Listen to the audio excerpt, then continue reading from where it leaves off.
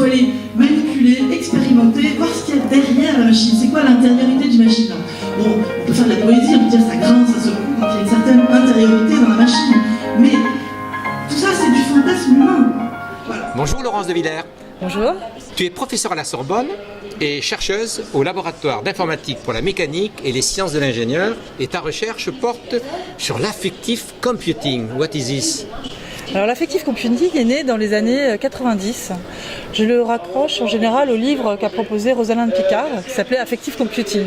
C'est trois domaines, trois technologies plutôt on va dire, dans un domaine qui est l'affective computing, qui sont détecter les émotions des humains en interaction avec une machine, construire des systèmes qui prennent en compte l'importance des facteurs affectifs dans la décision, et enfin qui peuvent générer des émotions, de l'humour, de l'empathie. Tu es très prudente par rapport à un nombre de prospectivistes qui prédisent la toute-puissance de l'ordinateur sur l'homme. Qu'en penses-tu ? Alors, la toute-puissance de l'ordinateur sur l'homme, je pense que c'est quelque chose qui effraie beaucoup et qui n'est pas scientifiquement prouvé. Donc, à part être de la futurologie, je pense que personne ne sait ce qui va se passer. Et pour l'instant, je préfère être pragmatique, réaliste, en regardant le niveau en fait, de technologie de tous ces systèmes, que ce soit des chatbots ou de la détection des émotions ou de l'IA en deep learning, qui a des biais aussi dans ses performances. Du coup, il faut rester raisonnable sur les apports. Et pour autant, ce sont des machines qui, bien que ce soit de l'IA spécifique, c'est-à-dire que quand on entraîne un système, il est doué pour une certaine tâche spécifique et pas du tout pour d'autres, il ne sait pas s'adapter tout seul. Malgré ça, c'est extrêmement important de commencer à comprendre comment on pourrait les utiliser au mieux en complémentarité avec l'humain dans différentes tâches, différents métiers, que ce soit pour les médecins, les avocats ou pour la vente en général. Certains même affirment que les robots pourraient penser, d'autres pensent qu'ils pourraient même souffrir, et enfin qu'ils auraient même une certaine conscience d'eux-mêmes. C'est poussé très loin ? C'est poussé très loin dans le fantasme, même si naturellement l'humain projette sur la machine des intentions, des comportements, de l'affectif que la machine n'a pas. C'est l'humain qui crée en fait cette illusion. Alors, il est aidé par le chercheur qui, de temps en temps, va mettre dans cette machine de l'affect également. Maintenant, le chercheur, ce qu'il fait, c'est produire des logiciels qui simulent quelque chose. Donc, il n'y a pas de véracité, il n'y a pas d'état d'âme, il n'y a pas de désir dans ces machines, il n'y a pas de conscience telle qu'on en parle pour un humain. Après, vous avez parlé de la conscience de soi. Conscience de soi, on peut quelque part modéliser dans un robot le fait qu'il ait conscience de lui dans un environnement, qu'il ait conscience de ce qu'il est fait, ce qu'il est dit et fait dans la journée avec quelqu'un. Donc ça, c'est un premier niveau de conscience de soi, d'avoir mémorisé ces informations. Mais ça reste un niveau de mémorisation d'informations factuelles. Mais c'est quoi un algorithme amoureux ?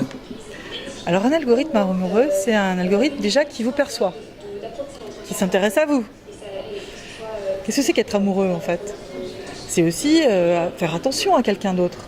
Donc finalement, suivant la définition qu'on va donner du mot amoureux, on pourrait dire qu'un algorithme est amoureux. Maintenant, si on pense que l'algorithme amoureux est une entité qui ressent, c'est pas le cas d'une machine. Si on pense que l'algorithme amoureux, c'est quelque chose qui va plus que ressentir, avoir conscience de l'autre, dans sa diversité et dans sa préférence. On est amoureux parce qu'on préfère l'autre. Eh bien ça non plus. À moins que des petits ingénieurs s'amusent à faire cela, et dans ce cas-là, ça sera de toute façon de la simulation. Et puis ils seront rapidement détectés comme non amoureux. On dit que les ordinateurs sont capables d'apprendre. Oui, qu'est-ce qu'ils apprennent vraiment, les ordinateurs ? Alors en fait, l'apprentissage machine, c'est l'apprentissage automatique dont on parle beaucoup, le deep learning, etc.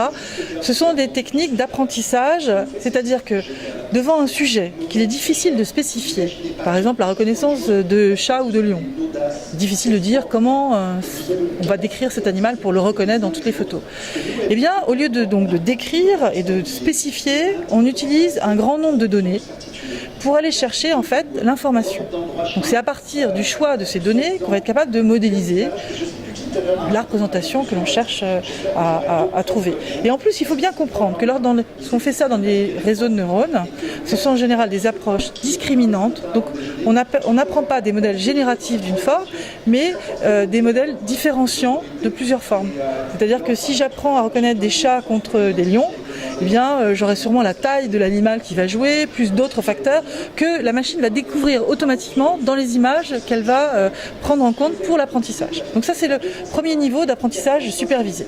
Le niveau d'apprentissage non supervisé, qui serait que la machine pourrait apprendre toute seule dans certaines conditions, est un niveau extrêmement intéressant, qui est le Graal des chercheurs à l'heure actuelle, mais c'est extrêmement faible. C'est-à-dire que la machine va apprendre en se servant de la proximité entre les formes, donc de certaines mesures de proximité entre les formes, en déduisant que la forme devrait avoir la même étiquette, même si elle ne la connaît pas.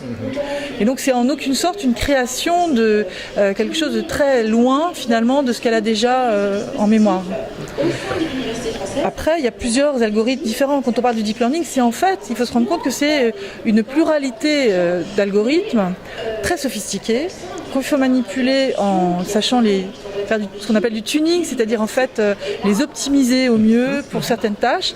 Et c'est pas donné non plus à tout le monde de faire ça. Donc il est plus facile d'arriver à un résultat qui serait, ce que j'ai dit, de la bêtise artificielle, que quelque chose de très performant. Parce qu'en fait, il y a plusieurs facteurs. Il y a cette optimisation des systèmes d'apprentissage, il y a le choix des données qui va jouer énormément. La quantité de données. La quantité, évidemment.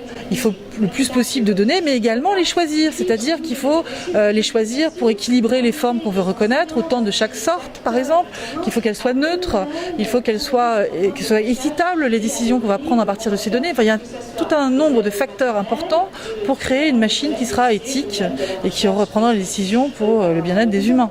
Donc, il faut verrouiller tous ces apprentissages et ne pas penser que c'est immédiat. De plus, beaucoup de gens pensent que la machine comprend ce qu'elle est en train de faire. Or, elle ne comprend rien. AlphaGo a gagné au jeu de Go, pour autant il n'en a aucune conséquence, ni positive, ni quoi que ce soit, à moins qu'un informaticien lui ait mis « si tu as gagné, sois joyeux, exprime-le ». Ce sera encore une simulation. Parmi ces algorithmes, on trouve les algorithmes évolutionnistes. Oui, alors dans l'apprentissage non supervisé, on a des algorithmes évolutionnistes dans le sens où ils vont apprendre en continu. Voilà.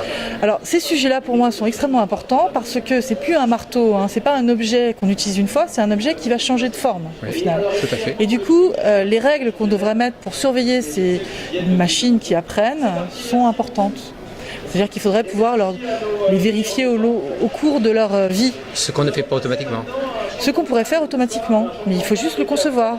C'est-à-dire que et là, l'éthique est au cœur, là. Mais l'éthique, c'est pas seulement un concept, ce sont des outils que les informaticiens doivent faire, des règles de bonne pratique pour arriver à utiliser ces jaguars de l'apprentissage que sont ces algorithmes de deep learning, parce que c'est génial ce que ça peut faire. Mais pour les utiliser bien, il faut savoir qu'ils font des bons mécaniciens et puis mettre le bon carburant en ayant vérifié qu'il convient à la machine. Merci beaucoup Laurence Villers. Merci à vous. Vous avez avec les technologies un rédacteur qui rentre dans un business et qui va faire disparaître, c'est l'industrie de la photographie avec le Kodak, et qui fait plus que faire disparaître un acteur dominant, qui change complètement la pratique, les comportements des utilisateurs par rapport